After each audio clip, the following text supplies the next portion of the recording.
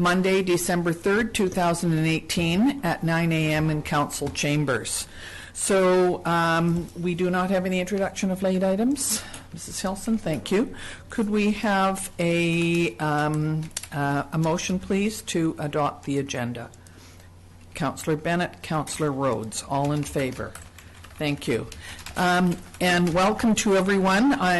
We have four of us here at the table, and we also have Councillor Harvey on the phone with us this morning from Ottawa. So welcome, Councillor Harvey. This morning we have a delegation, and our delegation today is from the South Okanagan Immigrant and Community Services. And we have Nora Hunt-Haft, who is the project coordinator, according to the notes. And we have Tahira Saeed, who's the executive director. So welcome to both of you. And would you please come up to the microphone and go ahead. Assalamu alaikum everyone. My name is Tahira. I'm originally from Pakistan and I immigrated to Canada about 11 years ago. Today I'm here to represent my organization, South Okanagan Immigrant and Community Services. We are primarily funded by the federal government, Immigration, Refugee and Citizenship Canada, IRCC, and our catchment area is all the way from Summerland to Osoyoos and in Princeton, Coston, Keramias. On an annual basis, we approximately serve 1,500 clients originating from 97 different countries, and 60% of those clients, year after year, we have a different data, 60% of them are in the working force. We provide 6 direct services and 1 indirect service. Direct services meaning our team members work directly with the clients, providing them different services. Here you'll see a picture of clients who are attending language classes. We have 4 language classes and we have 2 additional occupation-specific language training courses. One is in business English and one is in medical English. Clients who attend those courses, they are able to improve their skills specifically for the occupation that they are planning to obtain training and courses, further training and courses in. We also offer workshops, 1-day certifications, food safe, superhost, WMIS, serving it right, first aid. These workshops are carefully scheduled so they are offered on the weekend because many of our working clients are working during the same time our offices are open. This is a picture of a graduation day for the first aid course. When we started, they divided the course into 2 days, and now we are offering it all in 1 day on a Saturday, sometimes on a Sunday as well. We also provide one-on-one services, employment, settlement, community connections. We provide one-on-one services mostly. We don't have too many family units that come in at one time. In our employment services, we help clients prepare resumes, search for jobs, navigate job boards, online and physical ones in different communities. We also help clients understand the pathway for dual citizenship or Canadian citizenship. We also work with temporary foreign workers and help them navigate the immigration pathway. We also work with post-secondary international students, and we help them navigate which career path they want to go after they complete their post-secondary education and fulfill their immigration documents. We have a licensed childminding facility. It's different than a daycare in 2 particular areas. First, we cannot have children in our facility unless their parents are in the facility attending a workshop or a language class. The other difference is we cannot have children in our facility for more than 3 hours at a time. We are different from a daycare in that sense. However, our application is just as extensive. We have officers coming in to check if everything is working, and they randomly show up to see if we are following all the protocols that we submitted in our application. We have 2 offices, one in Penticton and one in Oliver. Besides that, one of my team members, he goes out to rural communities, and in partnership with the regional libraries, we are here in Osoyoos once a week. We are in Keramias once a week, and for the last 3 months, we were in Summerland once a week. We host our annual multicultural festival. We call it One World, and it's the next one coming up is on February 23rd. It's Saturday, starts at 11, ends at 4 o'clock. It's a one-day event where we showcase close to 35 different cultures within a day through different means, whether it's entertainment, food, information booth, merchandise vendors. And we attract 2,000 people from different areas, including Kelowna. We host it specifically in February because it's winter months and there isn't too much going on, so the vibrancy and the color brings it a very nice warm touch. We are doing this in partnership with the Penticton Lakeside Resort. Because of their partnership, we are able to keep it free of cost, so there is no charge to come in. However, if you are purchasing food, then you just pay the food vendors directly.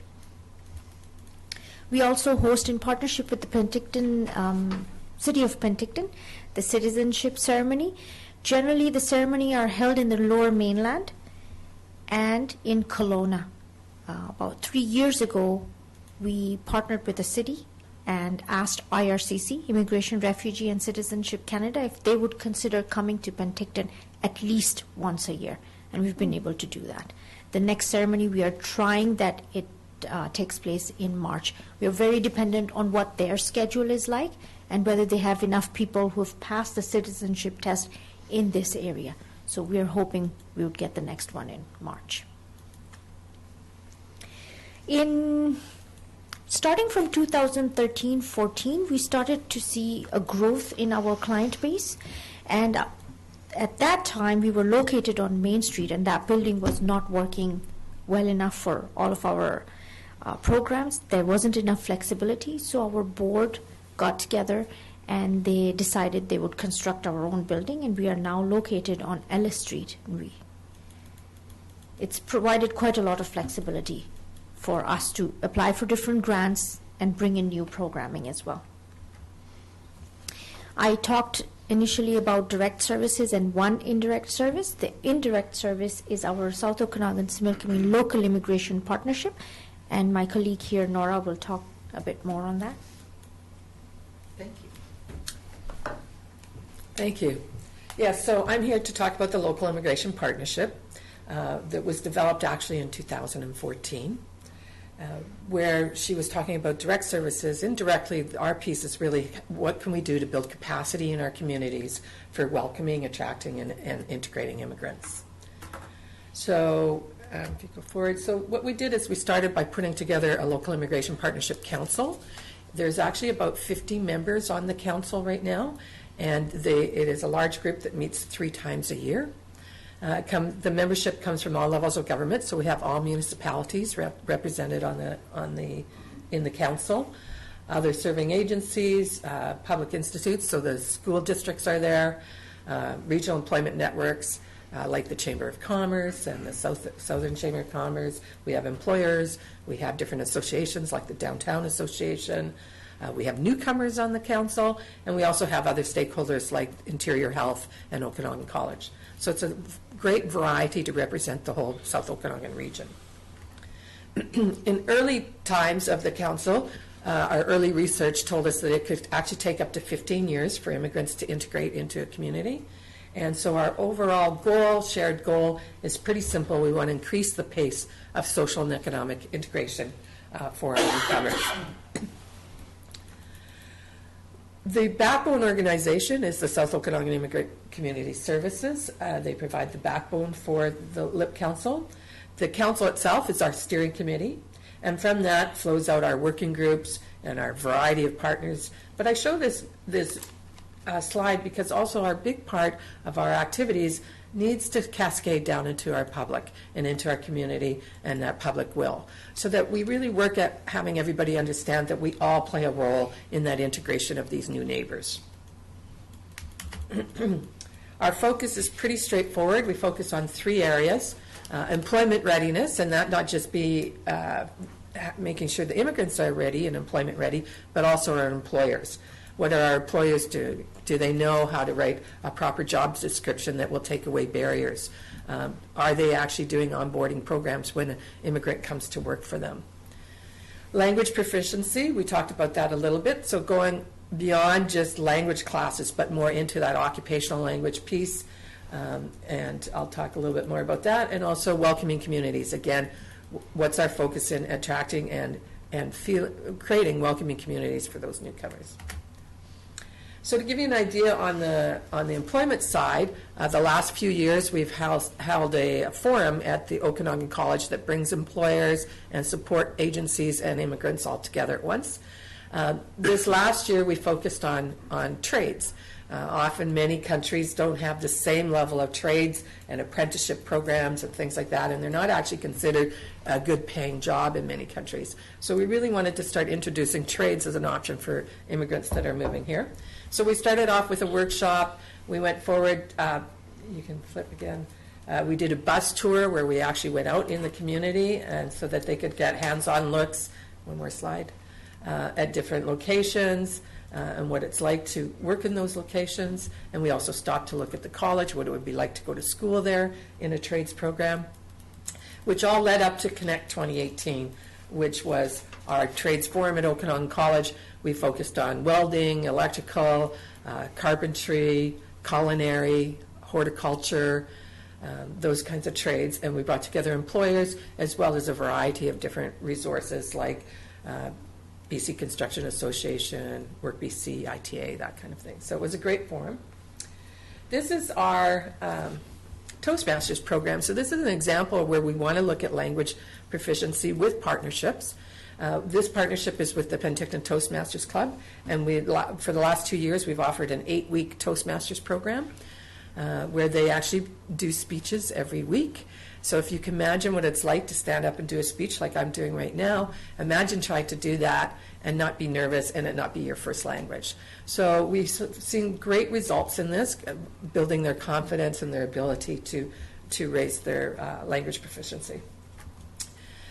Tahira mentioned earlier the medical English program that SOX is now offering. Again, the LIP Council early in its years through some research identified this as a gap, and we were able to partner with SOX has put together this program also with the partnership with Work BC so that we can help move these people through to care aid programs, or the participants, I should say, and also with the Business English program. The reason I bring this up again, too, is that tie to the employer. We really want to start building the employers sending us people to classes like a business class, and perhaps even supporting their staff financially to take that next level of proficiency.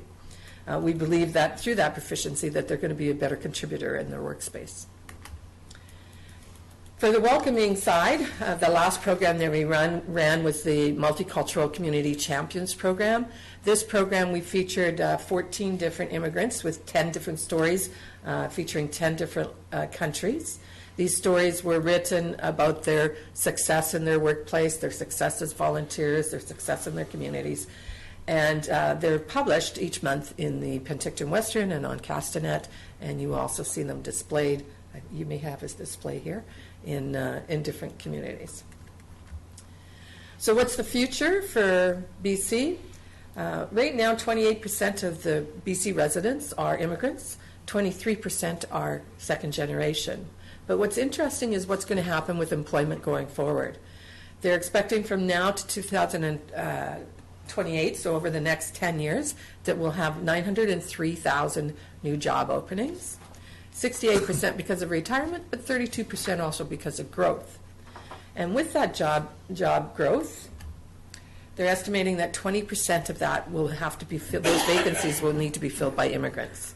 So over 24,000 immigrants each year to help fill those vacancies. So what is our ask today?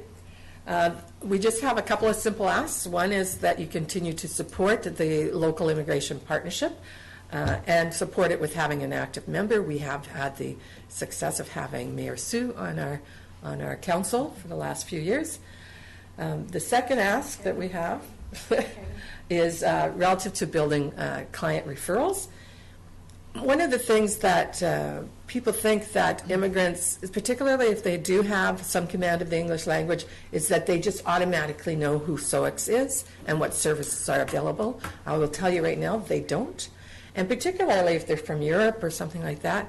And one of the touch points is a city hall like this, or if they're getting new utilities or signing up for something like that. So anytime that we can help transfer that knowledge, that they can reach out to SOEX through your contacts, that would be extremely helpful for us.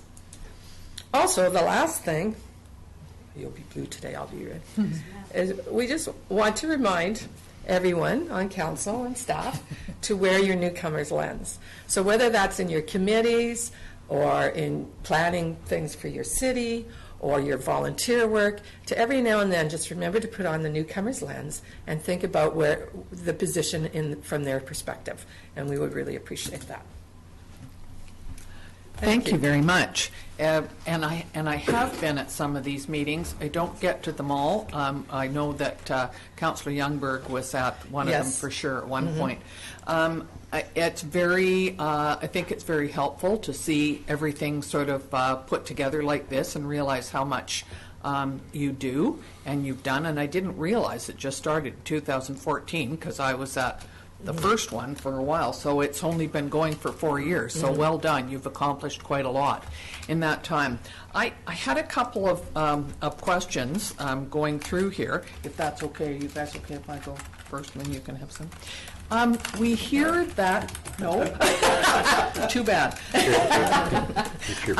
We hear that many jobs, workplace jobs, are going to be taken over by robots. And that, you know, and I'm concerned because you said that there were going to be a number of new jobs being formed in the next few years. Does this concern you at all? Have you, I think car factories is one that I saw not too long ago, that I think that a lot of the people who work in there are probably going to be without a job because robots are going to take over. Now, I don't know whether you need people programming the robots or not, but it sounds like there's going to be less people on those jobs. Am I correct? Or? So the information that I'm looking at is the BC market outlook, for labor market outlook. They do say that the two top things that they'll be looking for job positions is technical type positions and healthcare.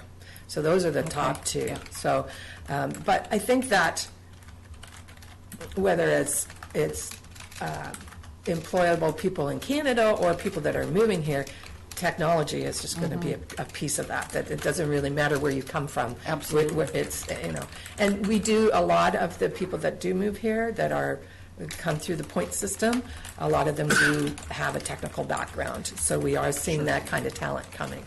Okay. I would say, yeah. And Work BC, do you have a relationship with them? Do you work with them? Because I know that a lot of people say in Osoyoos that come here, that would be their first place to probably stop. Yes, we have both the YMCA Work BC and Open Door Work BC on our council, and we work with them. They're also both parts of our working groups. Sure. So we're working with them on a regular basis. Good, thank you. Councillor King. Thank you, Madam Mayor. You mentioned about bringing her up to our library. Is there a certain day of the week, or is it on a regular basis on a certain day? During the summer, it's during the late hours from 12 to 8. I want to say it's Wednesday. Okay. During the summer. During non-summer months, nowadays, it depends on when we get the appointments. Okay. So it's fluctuating between Tuesday and Wednesday because it's not late hours. Okay. The reason in the summer it's late hours because majority of our clients are working during that time. So we start at 12 and end at 8. Okay. And the reason we picked Wednesdays because those are the days available. And people call in and make appointments. Okay, and what, you just read with them at the library? What do you do at the library? Oh, no, we don't read. I mean, we read, but we don't read.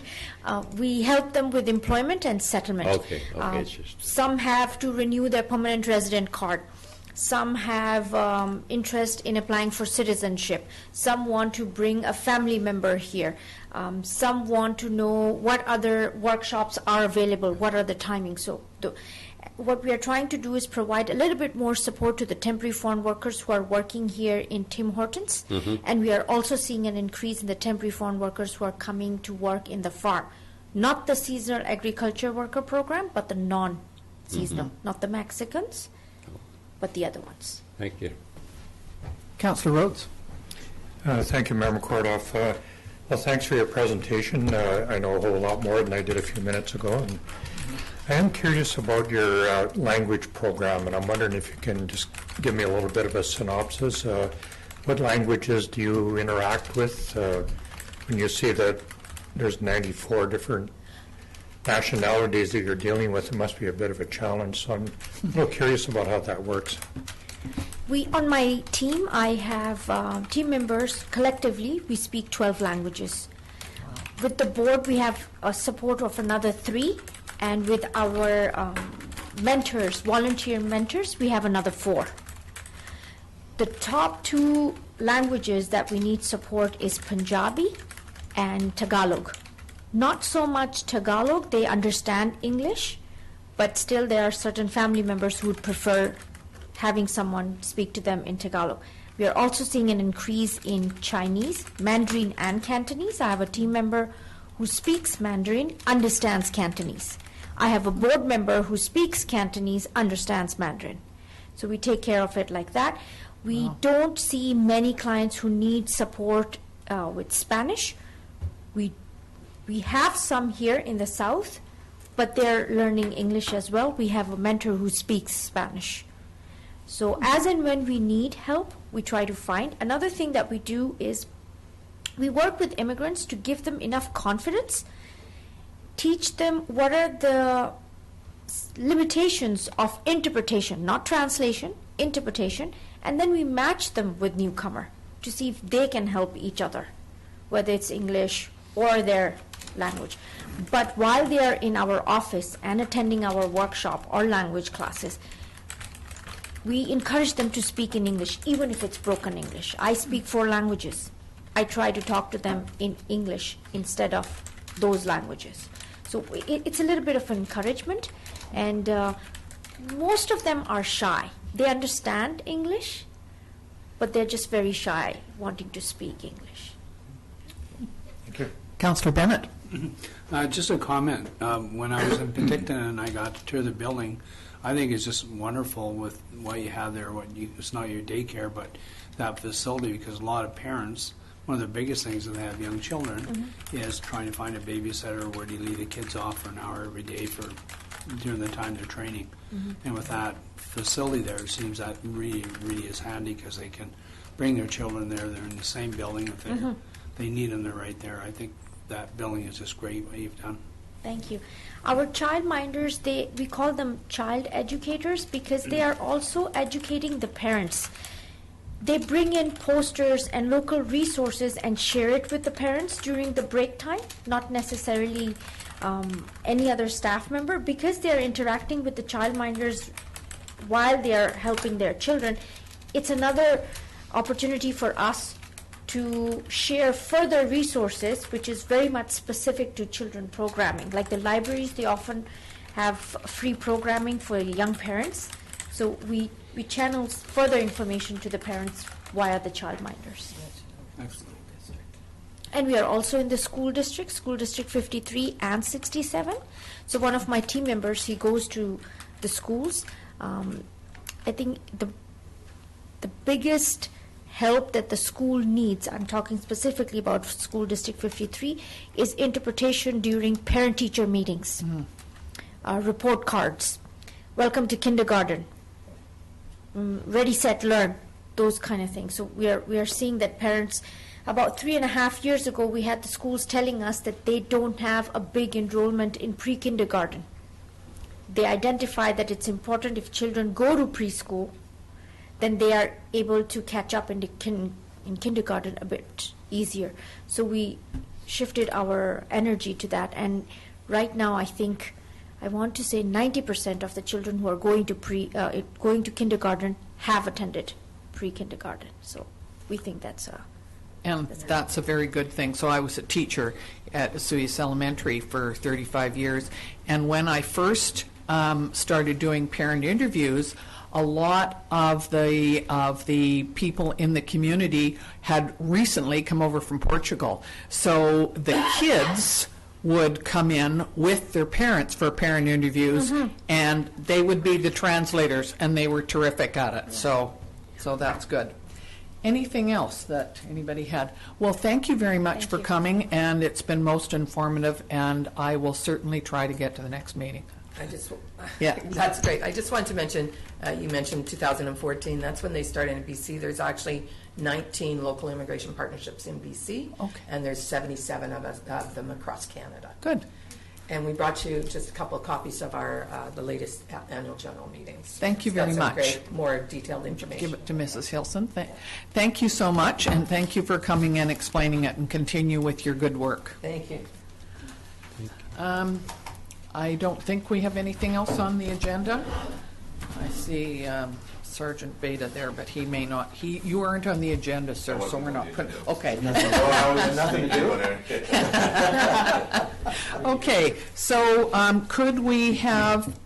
Do we need to accept that? No, we don't. No. Okay. So we just need a motion to adjourn, please. Thank you, Councillor Rhodes, Councillor King, all in favor. Thank you very much, everyone.